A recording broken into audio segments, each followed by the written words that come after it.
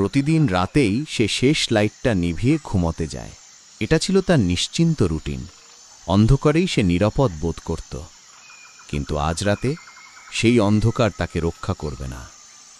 আজ রাতে আলো নিভে যাওয়ার ঠিক পরেই সে শুনতে পাবে নড়াচড়া, ফিসফিসে শব্দ, শ্বাসের মতো ভারী কিছু একটা, এবং তখনই বুঝতে পারবে অন্ধকারে সব সময় কেউ না কেউ অপেক্ষা করে, আর আজকের রাতে সেই অপেক্ষা শুধু তারই জন্য।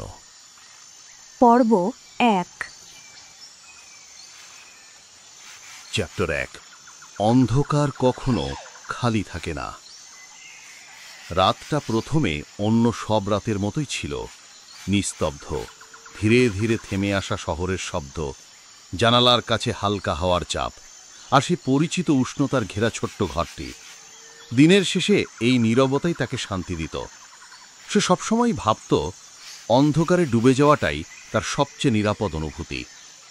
যেন রাত নামলেই পৃথিবীর সব বিরক্তি, শব্দ, ভিড়, মানুষ সব মিলিয়ে যায়। আজও সে সেই পরিচিত রুটিনই অনুসরণ করছিল। একে একে সব লাইট নেভানো।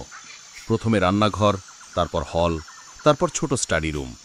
শেষেরটা থাকে তার শোবার ঘরের হলুদ আলো, শেষ আলো, তার কাছে রাতের শেষ ঘোষণা। কিন্তু আজ তার মনে অদ্ভুত এক চাপ ভর করছিল, কারণ সে বুঝতে পারছিল না ঠিক কেন আলো নেভানোর আগে থেকেই মনে হচ্ছিল যেন ঘরটা তাকে দেখে রাখছে, যেন দেওয়ালের কোণ থেকে অদৃশ্য চোখগুলো স্থির হয়ে তাকিয়ে আছে শুধু তার দিকেই। সে নিজেকে বোঝালো, এটা শুধু চাপ, ক্লান্তি, রাতের অন্ধকারকে বাড়িয়ে দেখছি।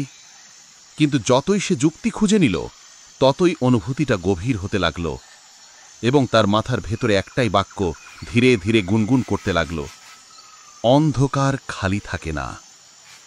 সে নরমভাবে হাসার চেষ্টা করল, যেন নিজের ভয়টাই মজা করে উড়িয়ে দিতে পারে। কিন্তু হাসিটা জমল না। চোখের কোণে অদ্ভুত একটা অচেনা শিরশির অনুভূতি একটুও কমছিল না। ঘরের আলোটা তখনও জ্বলছে, কিন্তু আলো যেন আগের মতো তার ঘরকে উষ্ণ রাখছিল না। কোথাও একটা ঠান্ডা ছায়া পাক খাচ্ছিল, কোথাও যেন কিছু লুকিয়েছিল। আলো নেভানো সুইচের সামনে দাঁড়িয়ে সে গভীর শ্বাস নিল, তারপর চাপ দিল। ক্লিক।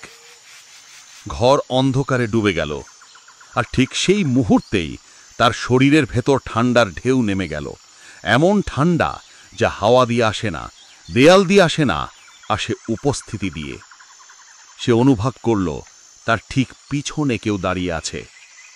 বাতাস চুপচাপ, শব্দহীন, তবুও তার পিঠের কয়েক ইঞ্চি দূরে যেন কেউ দাঁড়িয়ে থেকে দম নিচ্ছে, খুব ধীরে, খুব ভারীভাবে।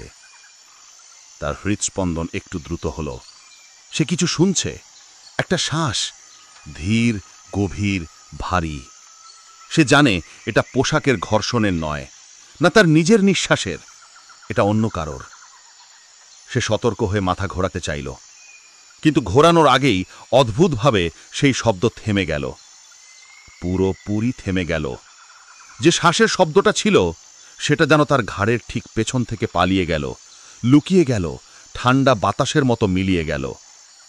তার শরীর জমে গেল। তার মনে একটাই বাক্য গুনগুন করতে শুরু করল, শব্দটা থেমে যায় যখন সে তাকায়। সে ধীরে ধীরে ঘুরল। কোনো কিছু দেখা যাওয়ার কথা নয়, কিন্তু অন্ধকারটা আজ অস্বাভাবিকভাবে গভীর লাগছিল, যেন ঘরটা আগে এত বড় ছিল না, কিন্তু এখন আরো দূরে দূরে ছায়া ছড়িয়ে আছে। তার নিজের নিঃশ্বাস ছাড়ার কিছু শোনা যাচ্ছে না, তবুও তার মনে হচ্ছিল আর একটা শ্বাস আছে, অদৃশ্য, লুকিয়ে থাকা, অপেক্ষারত। একটু সময় কিছুই হলো না। সে ভেবেছিল হয়তো সবই কল্পনা, কিন্তু কয়েক সেকেন্ড পর একটা ক্ষীণ ধাতব শব্দ, টিং। কোথা থেকে? সে বোঝার চেষ্টা করল। মনে হলো ঘরের বাম কোণ থেকে, যেখানে ছায়া সবচেয়ে ঘন। তার গলা শুকিয়ে গেল। ধাতব শব্দ কেন হবে? সে তো কিছু স্পর্শ করেনি। টিং। আবার, এবার একটু জোরে, যেন কারো লম্বা নখ ধীরে ধীরে মেঝের ওপর টেনে নিয়ে যাওয়া হচ্ছে। সে কথা বলতে পারছিল না, এমনকি নড়তেও পারছিল না, শুধু অনুভব করছিল অন্ধকারের একটা অংশ যেন তার দিকে এগিয়ে আসছে। সেই শব্দ, টিং, টিং, ধীরে ধীরে আরো দ্রুত। তার মনে পড়ল, অন্ধকার খালি থাকে না। হয়তো সে এতদিন ভুল করেছিল, হয়তো অন্ধকারই ছিল সবকিছু দেখার চোখ, আর সে ছিল শুধু একজন যে আলো নেভালেই সত্যিকারের জগৎটাকে জাগিয়ে তুলত। তার মনে হলো ঘরটা এতদিন ধরেই নিঃশব্দে তাকিয়েছিল তার দিকে, হয়তো বহু বছর ধরেই কিছু একটা তার আলো নেভানোর অপেক্ষায় ছিল। শুধু আজ সে প্রথমবার শুনতে পেল। আর ঠিক তখনই কোণের অন্ধকারে কিছু একটা নড়ে উঠল, খুব আস্তে, খুব ধীরে, নরম কাপড়ের মতো নয়, মানুষের মতো নয়। কিছু যেন টেনে এনে রাংরাতে রাংরাতে এগোচ্ছে। সে বুঝল এটা অন্ধকারের ভেতর জন্মানো কিছু, অচেনা, অনাহুত, অস্বাভাবিক। আর সেই উপলব্ধি তার মনকে বিদীর্ণ করে দিল। যখন তুমি আলো নেভাও, কেউ একজন চোখ খুলে দেয়। এটা আর কল্পনা নয়, এটা আর কেবল উদ্বেগ নয়, এটা উপলব্ধি, এটা সত্যি। এই সত্যিই প্রথমবার তার ভেতরে প্রকৃত আতঙ্ক ঢুকিয়ে দিল, কারণ এখন সে জানত অন্ধকারটা নিশ্চুপ পরিবেশ নয়, অন্ধকারটা একজন। আর সেই ব্যক্তি আজ রাতে তাকে লক্ষ্য করছে। সবচেয়ে ভয়ঙ্কর হল, সে অনুভব করতে পারল অন্ধকারের ভেতরকার সেই উপস্থিতি এখন আর লুকিয়ে নেই। ধীরে ধীরে, ইঞ্চি ইঞ্চি করে সেটা এগিয়ে আসছে, তার নিঃশ্বাসের ঠিক সামনে, তার গলার ঠিক কাছে। আর পুরো ঘরের ভেতর শুধু একটাই শব্দ প্রতিধ্বনিত হল, টিং টিং টিং। কিছু একটা জেগে উঠেছে, আর এবার সে জানে এটা থামবে না। পর্ব 2। চ্যাপ্টার 2। যেটা নড়ে ওঠে সেটা ছায়া নয়। ঘরটা তখনও অন্ধকারে ঢাকা, ঠিক আগের রাতের মতোই। কিন্তু আজকের অন্ধকারের গভীরতা আলাদা, অস্বাভাবিকভাবে ভারী, আঠালো, যেন কুয়াশার মতো নয়, বরং কোনো জীবন্ত সত্তার মতো। সে প্রথমে আবার ভেবেছিল ওটা ছায়া। যে কোনো মানুষই এটাই ভাবত, অন্ধকারে নড়াচড়া মানেই ছায়ার খেলা। কিন্তু আরেকটু ভালো করে তাকাতেই তার বুকের ভেতর শূন্যতার মতো চাপ জন্ম নিল। এটা মানুষের ছায়া নয়, ওটার আকৃতি বাঁকা, বিকৃত, যেন লম্বা অঙ্গ প্রত্যঙ্গগুলো কোনো অসুস্থ প্রাণীর মতো মোচড় দিয়ে বাঁকানো। ওটা দাঁড়ায় না, ঝুলে থাকে। ওটা হাঁটে না, টেনে টেনে এগোয়। এক পর্যায়ে সে বুঝল এটার সাথে মানুষের ছায়ার কোনো সম্পর্ক নেই। ছায়া হলে আলো দরকার হতো, কিন্তু ওটার জন্য আলো দরকার ছিল না। ওটা যেন আলো ছাড়াই অস্তিত্ব রাখতে পারে। সে দেখল ঘরের কোণের অন্ধকারে একটা হালকা নড়াচড়া হচ্ছে, এত হালকা যে মোমবাতির শিখা দুলে ওঠার চেয়েও নরম। তবু তার চোখে পরিষ্কার দেখা গেল লম্বা, সরু, হাড়ের মতো কালো কিছু একটা মেঝেতে টেনে টেনে এগোচ্ছে। তার ভেতর হিম হয়ে গেল, কারণ এবার সন্দেহের কোনো জায়গাই নেই। ওটা জীবন্ত। অন্ধকারকে আলাদা করা যাচ্ছে না, কারণ ওটা নিজেই অন্ধকারের অংশ। ওটা ছায়া নয়, কিন্তু ছায়ার মতোই নিঃশব্দ, জীবন্ত, কিন্তু শ্বাসের শব্দ নেই। কিন্তু তবু সে জানত ওটা তাকাচ্ছে, অন্ধকারের ভিতর থেকে ওটা তার দিকে তাকাচ্ছে। রাত কাটতে থাকে, আর প্রতি রাতে দেখল ওটার নড়াচড়া একটু একটু করে বদলাচ্ছে। প্রথম রাতে ওটা ছিল বিছানার পায়ের অংশে, সবচেয়ে দূরে। কিন্তু দ্বিতীয় রাতে সে দেখল ওটা তার বিছানার বাম পাশে এসে থেমেছে, সামান্য, তবু স্পষ্টভাবে কাছাকাছি। তৃতীয় রাতে সে জেগে উঠে দেখল ওটা তার মাথার ঠিক কাছে দাঁড়িয়ে আছে। না, দাঁড়ায় না, ঝুলে আছে, এত কাছাকাছি যে সে যদি হাত বাড়ায় ছুঁয়েও ফেলতে পারে। তার শরীর জমে গেল, একটুও নড়তে পারল না, শুধু তাকিয়ে রইল সেই অন্ধকারের ভিতরকার আকৃতিটা কিভাবে ধীর শ্বাসের মতো দুলছিল। আর সেই দোলা থেকে বেরিয়ে এলো একটা সুস্পষ্ট অনুভূতি। ওটা থামে না, শুধু অপেক্ষা করে। ওটা নড়াচড়া করছে না এমন নয়, ওটা অপেক্ষা করছে তার দিকেই, তার চোখের দিকেই, তার স্পর্শের দিকেই। প্রতিটি রাত যেন ওটার আরও সাহস বাড়িয়ে তুলছে, যেন প্রতিদিন একটু একটু করে সে শিখছে কিভাবে তাকে আরেকটু কাছে আসা যায়, কিভাবে তার আলো নিভানোর অভ্যাসটাকে কাজে লাগানো যায়। তার ঘুম আসতো না, আলো জ্বালাতেই হতো, কিন্তু আলো জ্বালাতে জ্বালাতে সে ক্লান্ত হয়ে পড়ত। এক রাতে যখন ক্লান্তিতে তার চোখ বন্ধ হয়ে আসছিল, অদ্ভুত কিছু ঘটল। টেবিলের ল্যাম্পটা টিং টিম করতে শুরু করলো, হালকা ঝিলমিল, তারপর আবার জ্বলে ওঠা। একটা বোধের মতো তার মনে হলো ওটা আলোকে ছুঁয়েছে। ঠিক তখনই শব্দ, শশ, শশ। কিছু একটা পিছলে যাচ্ছে মেঝের ওপর দিয়ে। সে আতঙ্কে সুইচ চাপল, ঘর আলোয় ভরে গেল, এবং আলো জ্বলার সাথে সাথে ওটা স্থির হয়ে গেল, অচল, জমাট বরফের মতো, যেন কোনো ছবি। সে ভয়ে দাঁড়িয়ে রইল, নড়ল না, ওটাও নড়ল না। তার মাথায় আরেকটা বাক্য ঘুরতে লাগলো, আলো জ্বাললে ওটা স্থির, আলো নেভালে ওটা জীবন্ত। এই সত্য তার ভেতর ভয়ের পাশাপাশি একটা ভয়ঙ্কর উপলব্ধি জাগালো। যদি আলোই তার একমাত্র সুরক্ষা হয়, তাহলে আলো নিভে গেলে কি হবে? সে অনুভব করল ওটা আলোতে জমে গেলেও তাকাচ্ছে। ওটা ছায়া নয়, মানুষের মতো নয়, প্রাণীর মতো নয়। ওটা অপেক্ষা এই কাজটাই করে, ধৈর্য ধরে, নিঃশব্দে, নিঃশ্বাস ছাড়াই। হয়তো আলো নিভিয়ে দিলে ওটা আবার জীবন্ত হয়ে উঠবে, সেই লম্বা অঙ্গ প্রত্যঙ্গ টেনে আনবে, সেই ভয়ঙ্কর কাঁপুনি দিয়ে এগিয়ে আসবে। এই ভাবনা তাকে আরও আতঙ্কিত করল।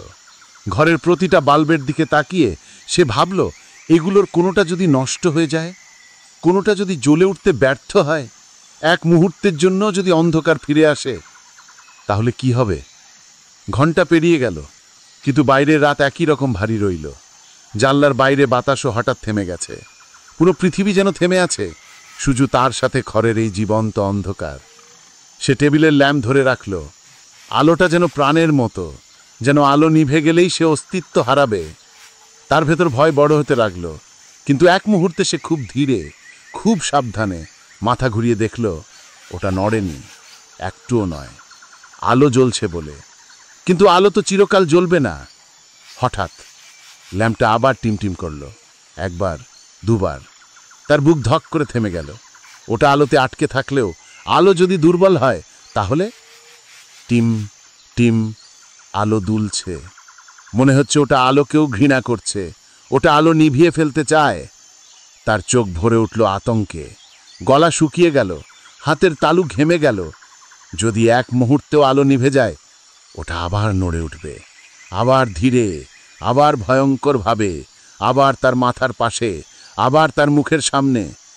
আর আজ সে নিশ্চিত, আজ যদি আলো পুরোপুরি নিভে যায়, ওটা ফিরে যাবে না। অন্ধকারের ভিতর থেকে তাকে দেখেছে বহুদিন ধরে, কাছাকাছি এসেছে প্রতিটি রাতে। আর আজ রাতে ওটা প্রস্তুত। সে জানে এটা আর শুধু ছায়া নয়, এটা আর শুধু উপস্থিতি নয়, এটা ক্ষুধার্ত। এবং আলো নিভে যাওয়া মাত্রই ওটা তার দিকে ঝাঁপিয়ে পড়বে। ল্যাম্পটা দুলতে দুলতে শেষ আলোটা ধরে রাখছে, যেন শেষ নিঃশ্বাসের মতো।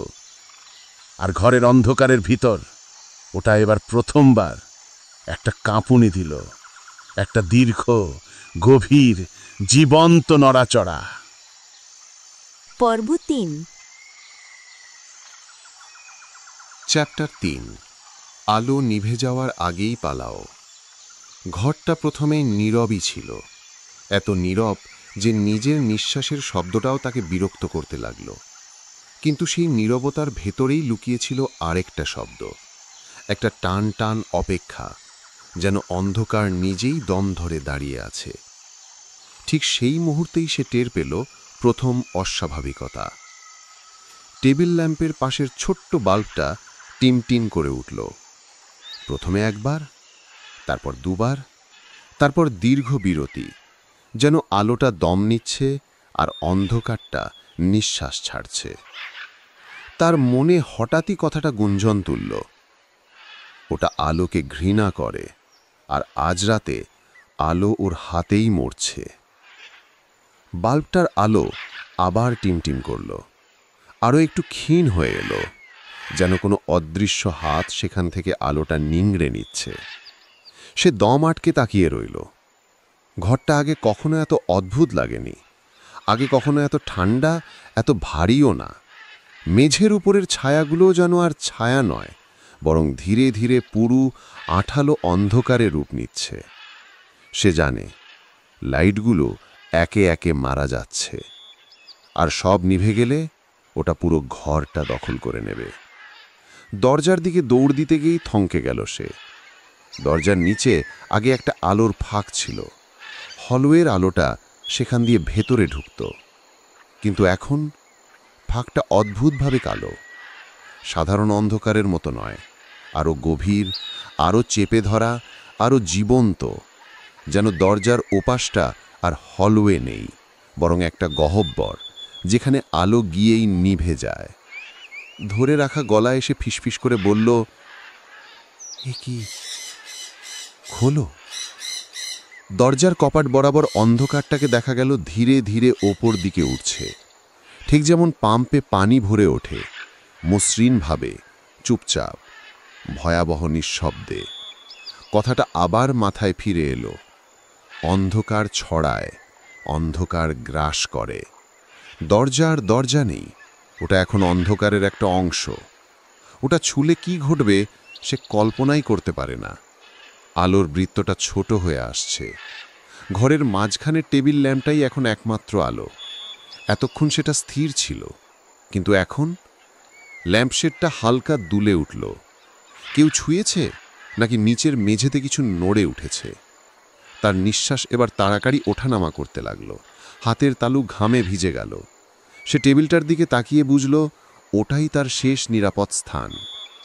ল্যাম্পের আলো একটা ছোট্ট বৃত্ত তৈরি করেছে। সেই বৃত্তের বাইরে শুধুই কালো, নড়ন্ত, তৃষ্ণার্ত অন্ধকার। সে ধীরে ধীরে সেই আলোর বৃত্তের ভেতরে ঠাঁই নিল, যেন আলোটা তাকে জড়িয়ে রাখছে, বাঁচিয়ে রাখছে।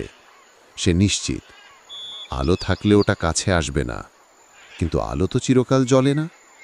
ল্যাম্পশেড আবার দুলল, এবার আরও জোরে। সে টের পেল টেবিলের নিচে কিছু একটা নড়ে উঠছে। অস্বাভাবিক লম্বা আঙুলের মতো ছায়া ল্যাম্পের আলো ছুঁয়ে এসে আবার পিছিয়ে গেল, যেন পরীক্ষা করছে আলো কতটা শক্তিশালী। ল্যাম্পের ভেতরে ফিলামেন্টটা টিমটিম করা এবার পরিষ্কার শোনা যাচ্ছে। টিক টিক টিক, যেন মৃত্যুর কাউন্টডাউন। এবার কথাটা মাথায় বজ্রপাতের মতো আঘাত করল। শেষ আলো নিভলেই ওটা ছুঁবে। সে পালাতে চায়, দৌড়াতে চায়, কিন্তু কোথায় যাবে? দরজা অন্ধকারে ডুবে গেছে। জানলার বাইরেও কেবল কালি কালো গর্ত। তার ঘরের যে চারিদিকে নিরাপত্তার দেওয়াল ছিল, সেগুলো যেন এখন ভেঙে গিয়ে অন্ধকারে গলে গেছে। মেঝে থেকে ধীরে ধীরে উঠে আসছে পাতলা কালো ধোঁয়া। ধোঁয়ার মতোই হলেও ভারী, নিচু হয়ে মেঝে ঘেঁষে এগোচ্ছে তার দিকে। সে ফিসফিস করে বলল, না না না না না। ল্যাম্পশেড আবার দুলল, এবার এত জোরে যে মনে হলো কেউ ল্যাম্পটা ধাক্কা দিল। আলো আরও ক্ষীণ হলো। ধপধপ করে তার হৃৎস্পন্দন আলোকে ছাপিয়ে গেল। তার মাথার ভেতরে কেবল একটাই বাক্য ঘুরপাক খাচ্ছে, আলোকে জাগিয়ে রাখো, আলোকে জাগিয়ে রাখো। সে ল্যাম্পটা শক্ত করে ধরে নাড়াতে লাগলো, যেন তাতে আলোর শক্তি ফিরে পায়। কিন্তু ল্যাম্পশেডের ভেতর থেকে কেবল একটি ক্ষীণ গুঙিয়ে ওঠার শব্দ এলো। আলো দুলল, আরও ক্ষীণ হলো। অন্ধকার এগিয়ে আসছে। এবার আর ছায়া নয়, এটা একটা আকৃতি, লম্বা, কুঁজো, অস্বাভাবিকভাবে বাঁকা হাড়ের মতো হাত পা নিয়ে মেঝের উপরে লম্বা নখ টেনে টেনে এগোচ্ছে।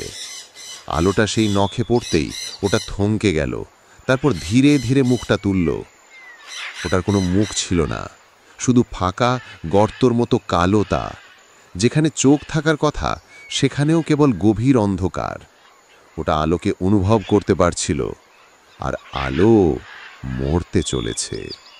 ল্যাম্পের আলো আবার টিমটিম করল, একবার, দুবার, তারপর ঘরটা অদ্ভুত নিঃশব্দ হয়ে গেল।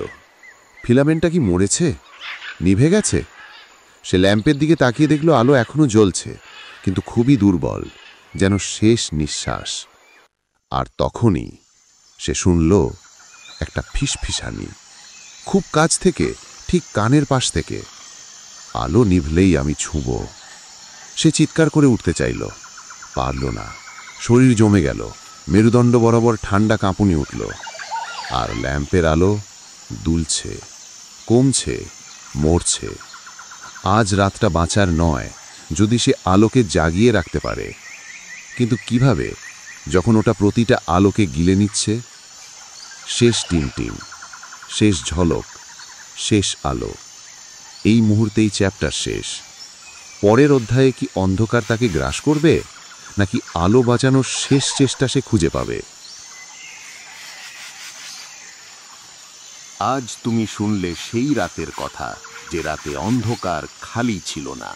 সেই মুহূর্তগুলো যখন শেষ লাইটটা নিভে যাবার আগেই কেউ একজন জেগে উঠছিল। সে ভেবেছিল অন্ধকার নিরীহ, সে ভেবেছিল নিস্তব্ধতা নিরাপদ। কিন্তু না, অন্ধকার কখনো খালি থাকে না, ছায়া কখনো স্থির থাকে না, আর যেটা নড়ে ওঠে সেটা কখনো তোমার বন্ধু নয়। মনে রেখো, আজকের গল্পটা শুধু তার নয়, যে কোনো মানুষের হতে পারে, কারণ অন্ধকার একই রকম সবাইকে দেখে, একই রকম অপেক্ষা করে। তাই আজ রাতে ঘুমোতে যাওয়ার আগে যখন তুমি হাত বাড়িয়ে শেষ লাইটটা বন্ধ করবে, একটা কথা ভুলবে না, ওটা এখনো এখানে আছে, অন্ধকারে, ঠিক তোমার পেছনে, এবং সে অপেক্ষা করছে তুমি আলোটা নিভিয়ে দেবে।